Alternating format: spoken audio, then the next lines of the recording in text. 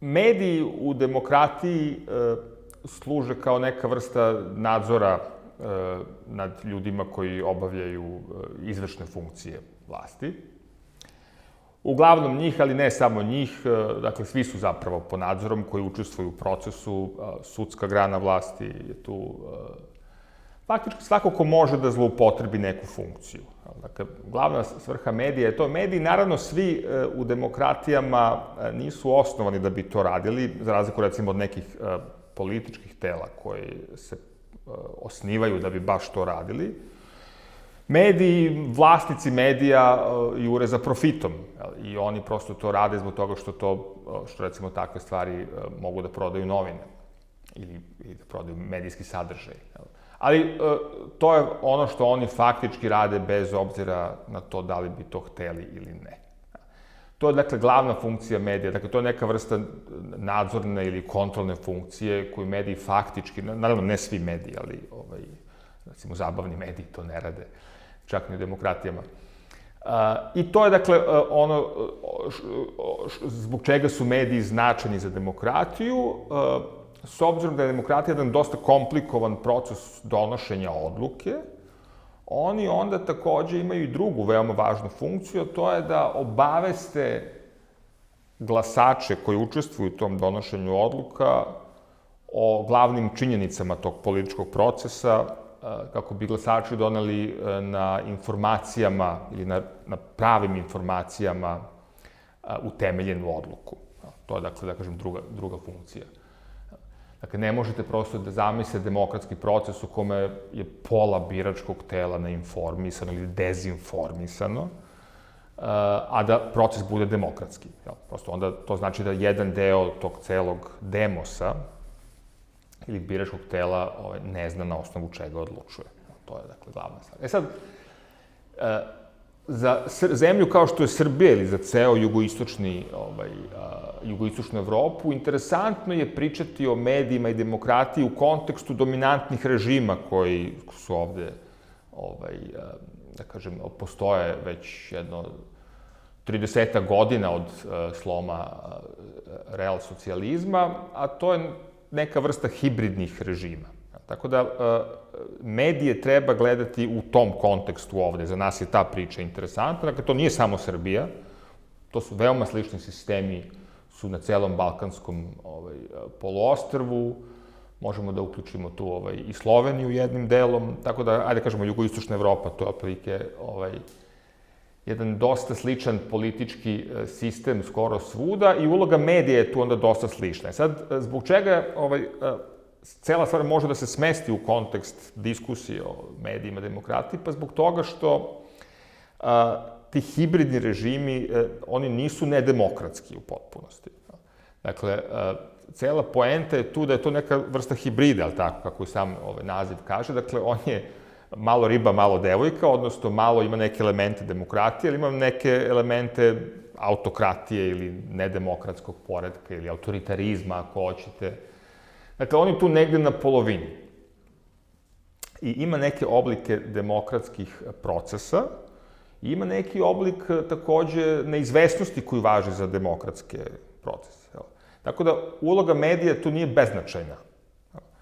Odnosno, značajna je u jednom obimu na isti onaj način na koji je značajna i u demokratskim režimima. Dakle, mediji delimično igraju onu ulogu koju sam na početku napomenuo, koja podrazumeva da neko nadzire izvršnu vlast ili funkcionere i da obaveštava glasače o tome, o glavnim činjenicama koje su neophodne da bi se donela odluka u političkom procesu.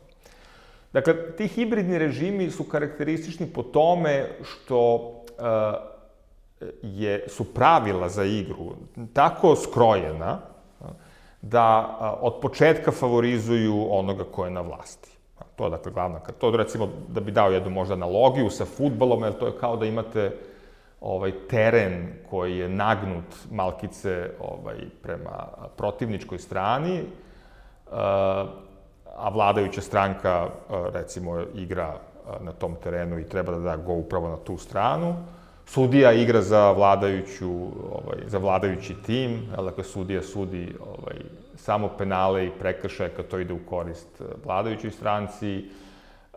Publici koja bi bodrila, da kažemo, tu drugu stranu, nije dozvoljen ulaz, nego samo publici koja bodri, da kažem, vladajući režim, tim vladajućeg režima i tako dalje. To su, dakle, to se zove neka vrsta, da kažemo, ravnopravnog institucionalnog okvira koji zapravo nije ravnopravan u takvim režimima. I mediji tu onda imaju veoma značajnu ulogu, zato što oni učestvuju u tom kompletnom mehanizmu nefer okolnosti ili neravnopravnih okolnosti.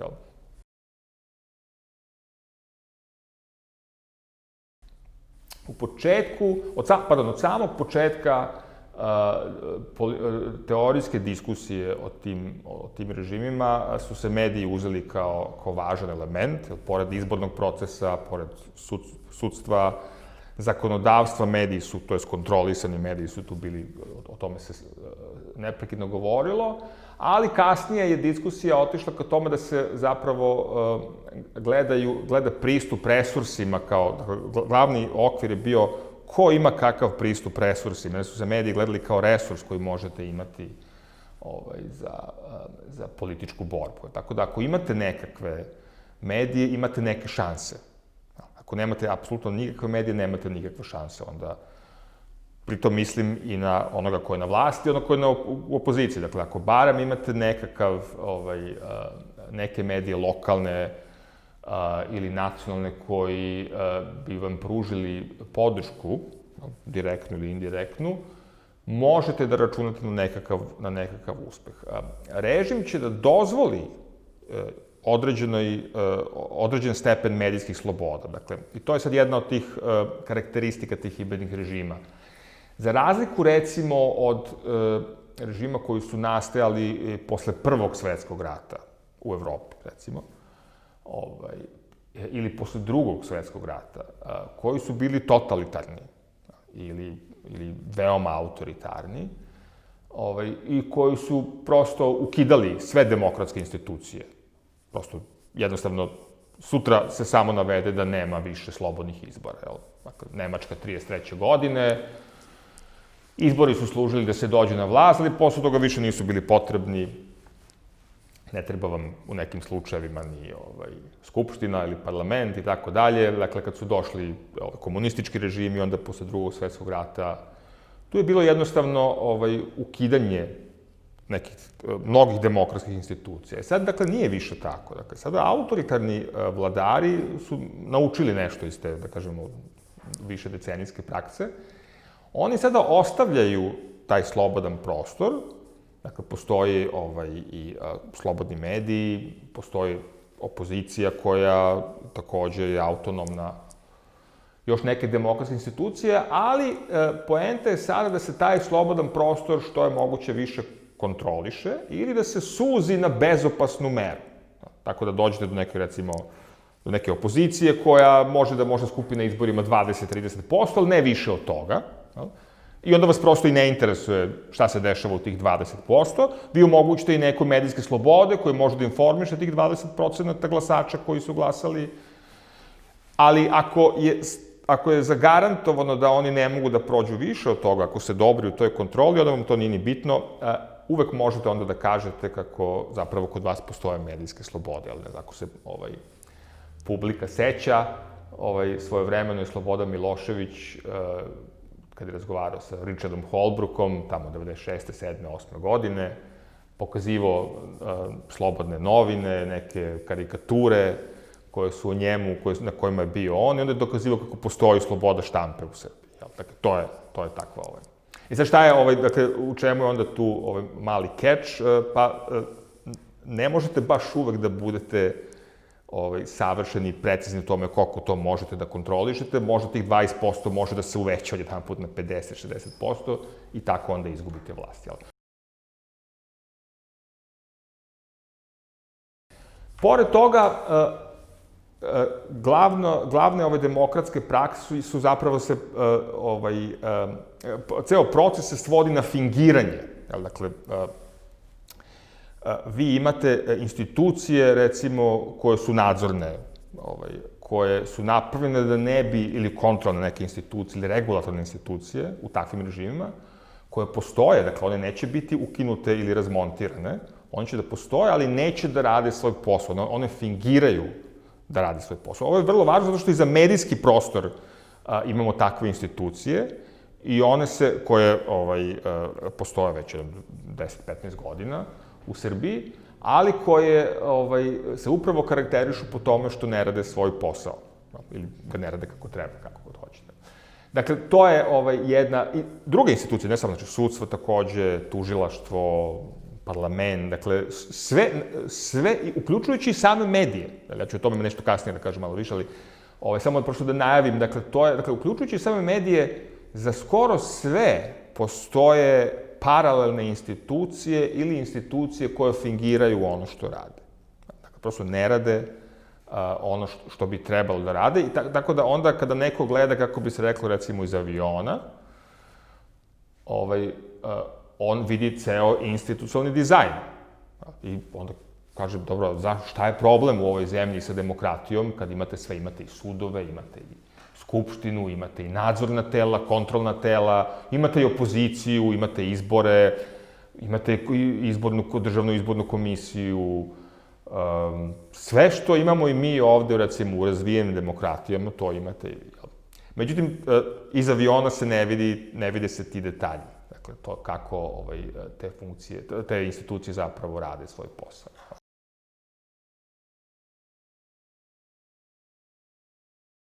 Sad, pre nego što pređem na neke konkretne, da kažemo, institucionalne oblike uloge medija, da kažem samo još jednu, u Srbiji, da kažem samo još jednu stvar, dakle, pristup resursima ili javnim resursima je zapravo ključan u ovakvim hibridnim režimima, zbog toga što je uticaj privatnog kapitala u medijima dosta ograničen. Dakle, za demokratske sisteme, u demokratskim sistemima je on mnogo veći, ali ovde to nije tako. Tako da, istraživanje o tome na koji način vladajuća koalicija može da zloupotrebi javne resurse, u smislu državnog budžeta ili nekih drugih sredstava, recimo oglašavanja javnih preduzeća u medijima, ono ključno određuje i to kakav će biti medijski sistem onda. Jer vladajuća koalicija koja ima pristup tim sredstvima može da ih zloupotrebi da bi medije, da kažem, prevela na svoju stranu ili kontrolisala. Opozicija koja u demokratiji nema pristup takvim sredstvima, ona ima mnogo više problema sa tim.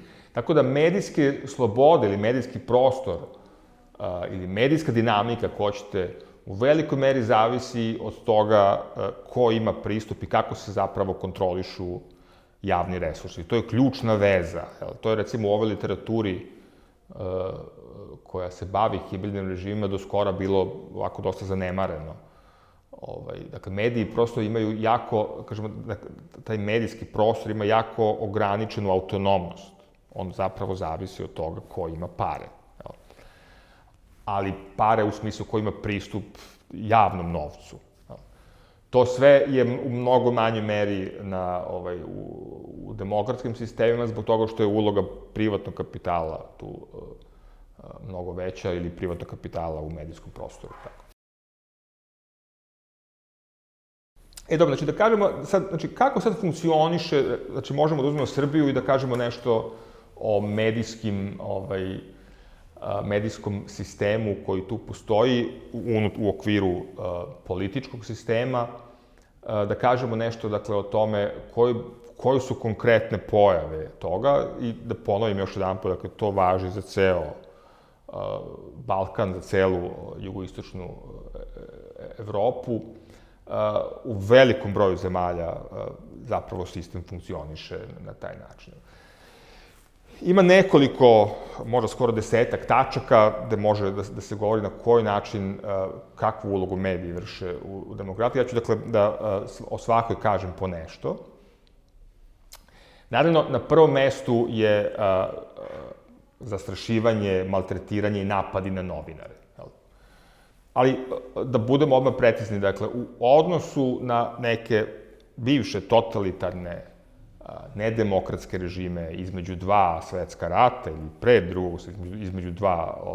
posle drugog svetskog rata, dakle, za vreme hladnog rata, gde novinari prosto nisu smeli da rade, da pišu bilo što protiv režima, ili ako bi to radili, proguto bi ih mrak. Ovde je mnogo ređe takva vrsta odnosa prema medijima i novinarima, upravo zbog toga što postoji čitav sistem zaobilaznih načina. Dakle, iako postoji znači značajna je nivo nasilja prema novinarima, dakle, svi znamo jedan primjer nedavni kada je jednom novinaru bačena bomba ili zapaljena kuća, automobil. Pred 20 godina imali smo primjer da je jednom novinaru podmetnuta bomba ispod automobila i tako dalje. Dakle, to se dešava, ali sistem zapravo ne polaže nade ili ne polaže glavni oslonac u takvu vrstu kontrole medija. Suptilnije kontrole su ovde mnogo važnije. Ali, naravno, ovo je normalna praksa za ovakve režime.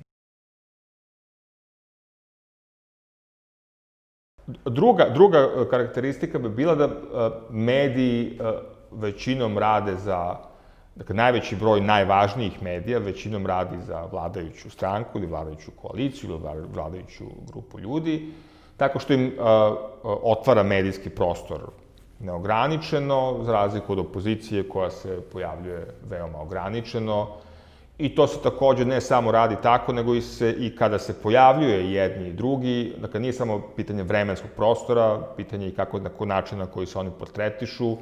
Ljudi koji su na vlasti uvek se portretišu u pozitivnom svetlu, ovi koji su u opoziciji, oni su u negativnom. O tome ima dosta istraživanja, za koje sam siguran da su ljudi čuli, koji su precizno merili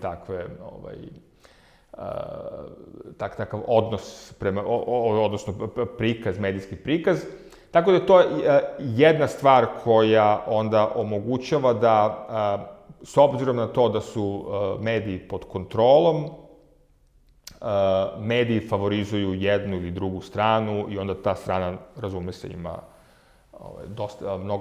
mnogo više prostora i mnogo više uspeha u političkom procesu, što bi otprilike odgovaralo tome, kao kad imate dva trkača, jedan se dopinguje i uvek pobeđuje, ovaj koji ne može da ima pristup nekom dopingu, on ne može da pobedi, tako.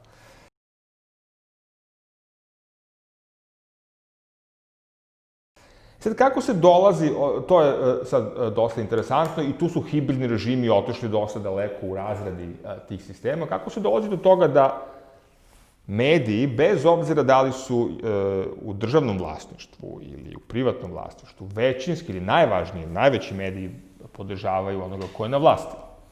Zašto bi, recimo, privatni mediji to radili? Ponekad se čuje taj argument. Pa to su privatni mediji, oni mogu da odluče šta žele, mogu da izaberu način na koji će da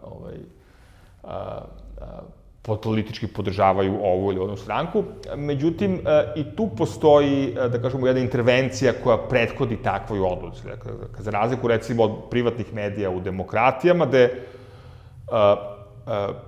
vlasnici mogu samostalno da odlučuju da li da podrže, recimo, jednog ili drugog predsjedničkog kandidata, ovde se takva odluka donosi u kontekstu deobe licenciji za nacionalne frekvencije.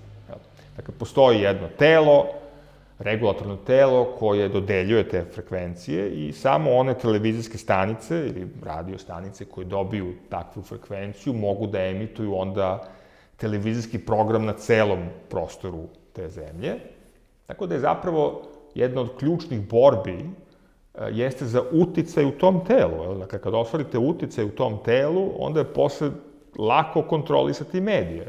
Jer ako mediji ne žele, ako najveće velike televizijske stanice ne žele da slušaju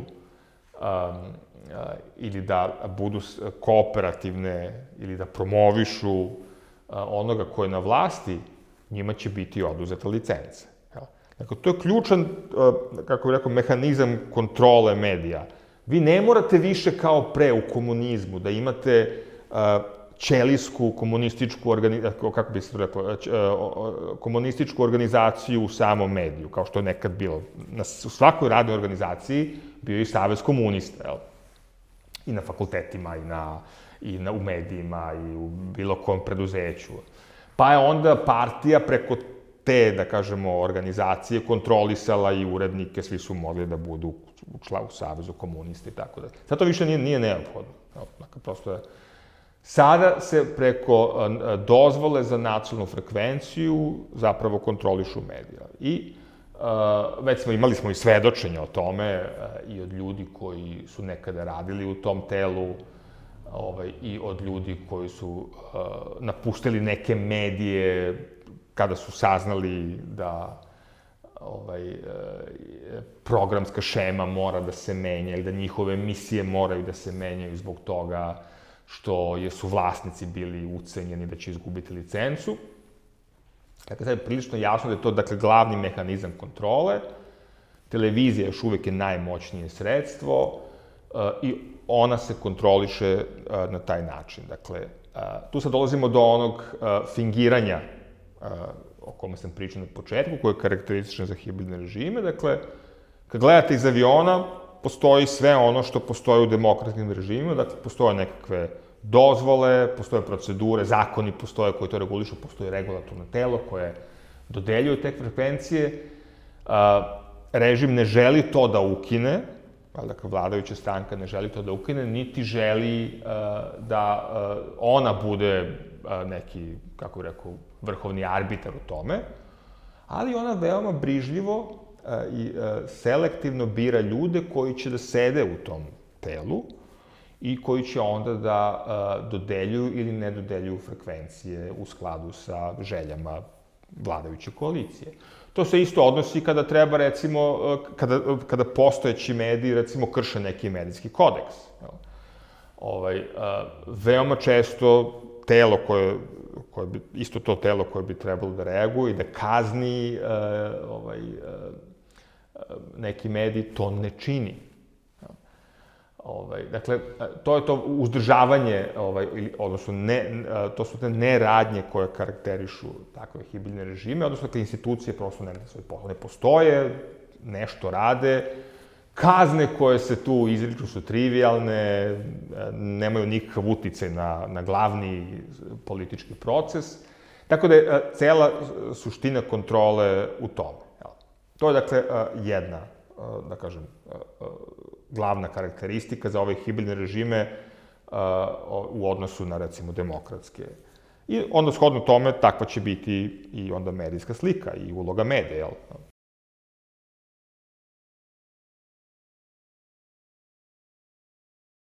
Ima sad još jedna stvar koja je isto karakteristična i za Balkan i za Srbiju, a to je činjenica da je ogroman deo lokalnih medija privatizovan u zadnjih, recimo, 5-6 godina, 10 godina.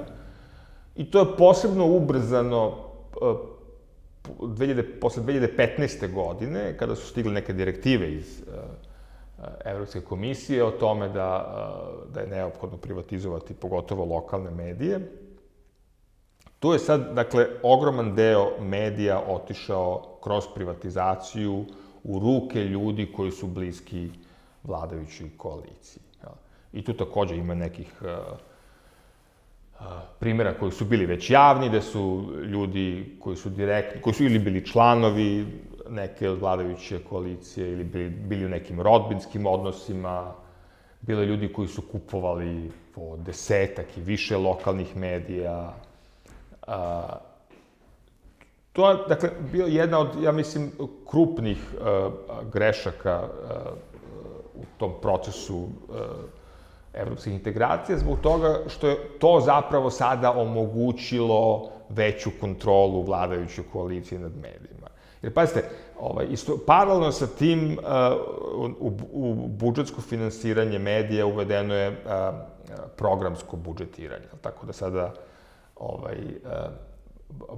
iz budžeta se finansiraju svi ti privatni mediji, bez obzira što su oni prešli u privatne ruke, oni ne mogu da opstanu na tržištu samostalno, oni se redovno prijavljuju za neka sredstva. I sad šta se dešava? Dakle, tu se sad vraćamo na onaj aspekt kontrole javnih sredstava. Onaj koji kontroliše budžet, on selektivno deli onda novac ljudima koji su bliski vladajućoj koaliciji ili koji su vlasnici medija i uskraćuje novac za medijske projekte onima koji nisu bliski. Ali u čemu je bila greška? Pa, mislim, ako će mediji i dalje da zavise od budžetskih para, budžetskih sredstava, što je onda bilo neophodno da se privatizuju? Dakle, mogli su da ostanu u opštinskom vlasništvu. Onda bismo barem bi i dalje,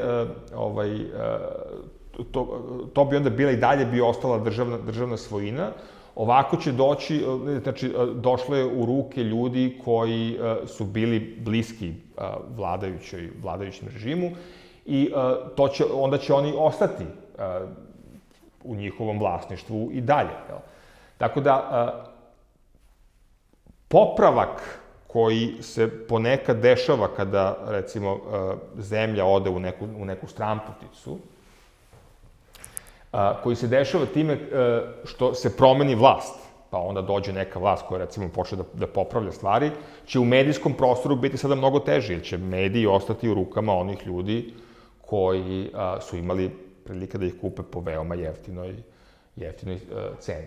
Dakle, privatizacija medija je takođe jedna od stvari koja je omogućila, da kažem, možda čak i na duži rok probleme sa medijima u ovoj zemlji.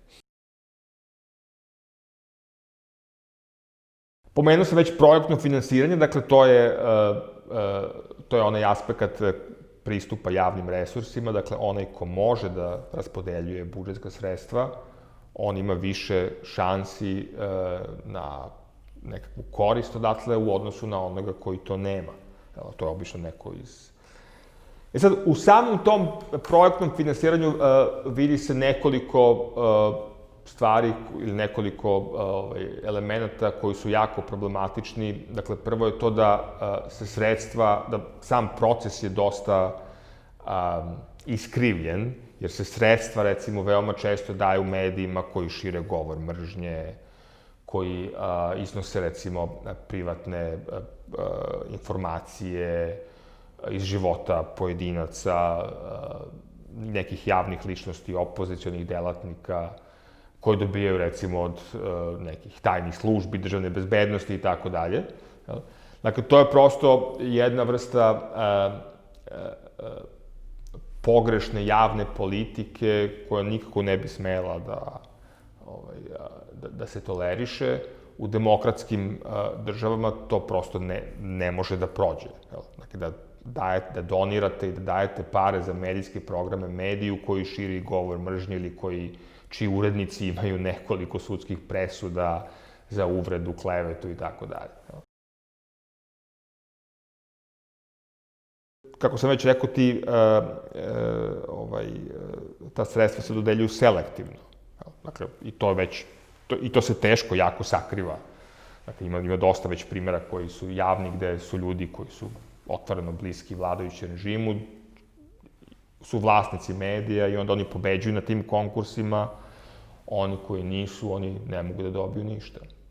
Ima jedan projekat jedne nevladine organizacije koja je merila transparentnost tih sredstava, pa su oni, recimo, izmerili za 2017. 18. 19. godinu da, recimo, 50% tih sredstava budžetnih po opštinama koji se dodeljuju za medijske projekte su netransparentne. Dakle, ne možete da dobijete od opštine sve informacije o tome gde su sredstva otišla ili kako su sredstva potrošena i tako dalje. Dakle, tu već možete da pretpostavite da se takođe, dakle, da ta netransparentnost zapravo pokazuje selektivnost ili verovatno to dobijaju ljudi koji su bliski režimu i tu takođe imate taj neravan teren, onda pravi se taj neravan teren gde onda samo mediji koji su bliski režimu mogu da dobro posluju i da se ne obaziru na tržišne okolnosti, da se ne obaziru na etičke okolnosti i da prave program koji favorizuje samo jednu stranu u političkom procesu.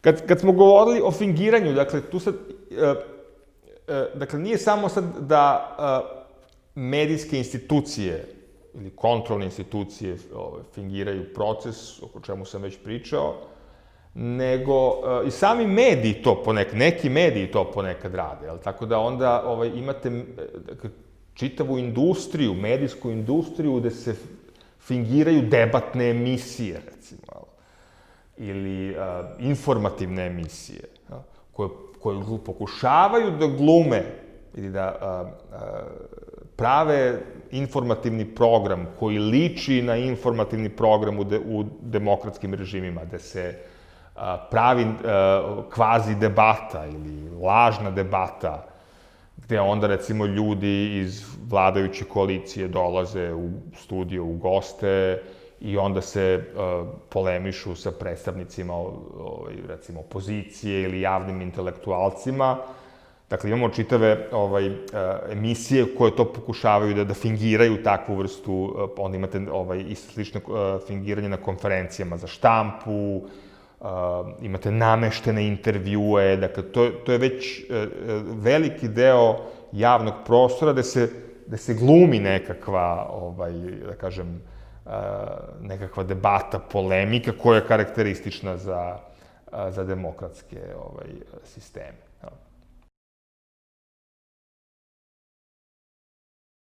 I sami vlastodržci često učestvuju u tome, ne samo kao ovako obični učesnici, nego i oni sami kreiraju takvu vrstu, recimo, ako se sećate, to je bilo, ja mislim, 2016. godine ili 17. Srpska napredna stranka i predsednik su napravili izložbu sa naslovnim stranama i tekstovima iz novina u kojima je predsednik, tada je još bio predsednik vlade, jel?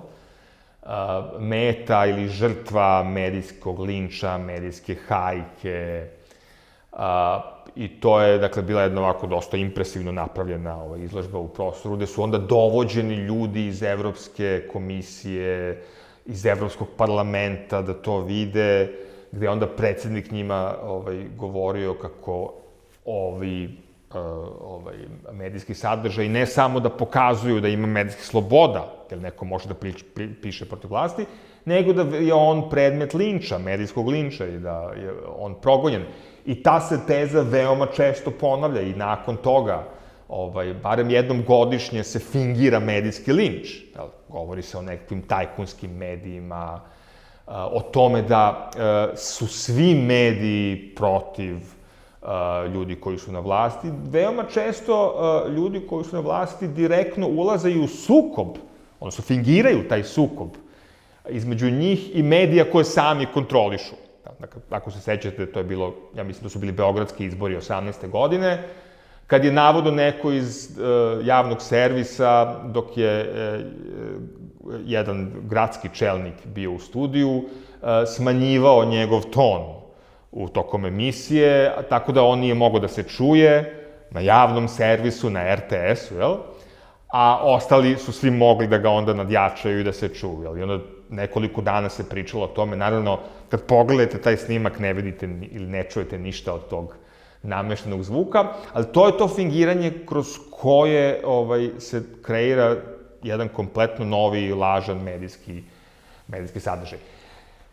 I kao poslednja stvar, može naravno da se govori o tome, i to je pojava koja je naravno novija i pojavljuje se tek u zadnjih, recimo, možda 10 godina sa razvojem digitalnih tehnologija, sve je izraženije su te odvajanje novca i pravljanje timova ili grupa ljudi koji na društvenim mrežama ili na internetu takođe vode medijski rat, jer to prosto nije postojalo ranije zbog toga što je internet bio slabije dostupan, ne toliko brz kao danas, brojnost medijskog sadržaja je daleko veća sada i tako dalje. Tako da, skoro ja mislim da su bili neki podaci o tome koliko, recimo, Srpska napredna stranka kontroliše lažnih Twitter naloga. Veoma često kada odete na komentare za neku vest na nekom sajtu, možete da vidite čitav niz komentara za koje se po zvuku vidi da su lažni, dakle da nisu pisani, da kažemo, u nekom normalnom procesu deliberacije pojedinaca, dakle da su namešteni. To su, dakle, stvari za koje stranke koje imaju sredstava za to odvajaju ozbiljan novac, što samo znači da svemu tome pristupaju dosta ozbiljno i da ništa ne prepuštaju slučaju. Dakle, da se bitka se vodi kako u ovim dominantnim medijima, tako i na internetu, jer očigledno je da će ti internet sadržaji biti sve dominantniji, biti sve važniji, a da će vremenom televizijski sadržaji da gube na svom značaju. Dakle, stvara se već jedna, da kažem, klima, jedna praksa i čitava jedna populacija ljudi koja učestvuju u tome. Tu posebno, da kažemo, uticaj na takvu vrstu medijskih sadržaja ima činjenica da vi možete da kreirate neki medijski sadržaj, a da niko ne zna ko ste. Dakle, da cela ta armija, recimo, twitteraša ili botova ili ljudi koji pišu komentare ispod vesti na Facebooku, niko ne zna ko su oni, sem njih samih, jel? Neko, naravno, ima možda po 10-15 naloga koje vodi, ali bez obzira na to, tu imate ogromnu onda slobodu da radite šta želite i veoma često se to predstavlja u neku vrstu agresije koja onda taj medijski sadržaj koji se odvija na društvenim mrežama ili na internetu dodatno, kako bih rekao, stvara veću agresiju i dodatno podiže ulog, stvarajući jače linije polarizacije između nas i njih i tako dalje.